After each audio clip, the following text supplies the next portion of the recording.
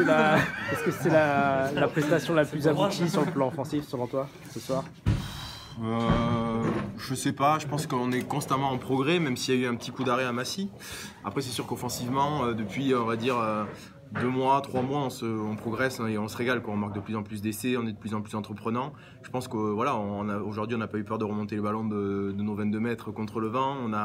On commence à trouver des automatismes, de la sérénité, et je pense que ça se ressent sur le terrain. Après, on sait qu'offensivement on peut se lâcher parce que défensivement voilà, on prend un essai au bout de 2 minutes, mais on se retrouve 3 ou 4 fois à 2 mètres de notre ligne, il y a toujours quelqu'un qui revient, qui récupère le ballon, et voilà, donc on sait que même si on fait une erreur, on sera tous ensemble pour rattraper la connerie, quoi.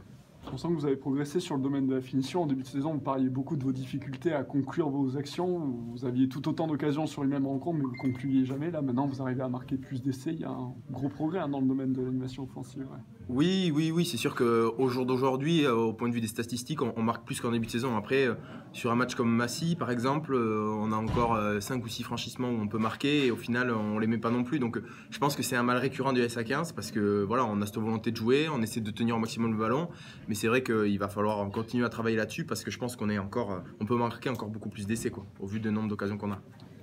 La victoire a été importante aussi. Bon, vous parliez tout d'abord de l'objectif maintien, mais aussi il y a très peu de matchs qui restent ici à jouer à Chanzy. C'est important aussi de bien jouer comme ça pour faire plaisir à votre public qui vient.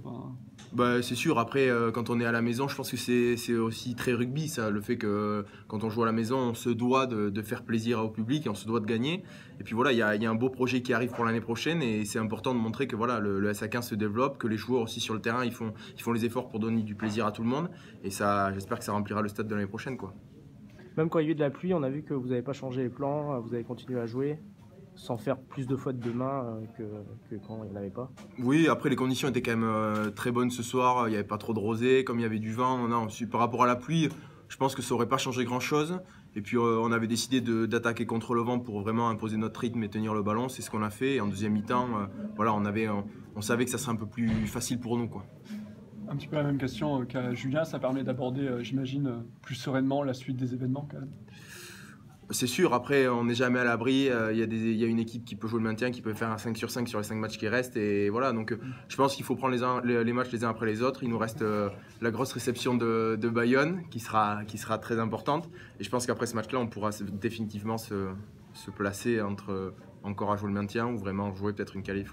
Vous pensez qu'après Bayonne, voilà, vous serez fixé définitivement, enfin à peu près sur la suite? Oui, parce que je pense que les 2 derniers matchs, pour une équipe comme nous, on ne jouera plus le maintien sur nos 2 derniers matchs. Je pense pas.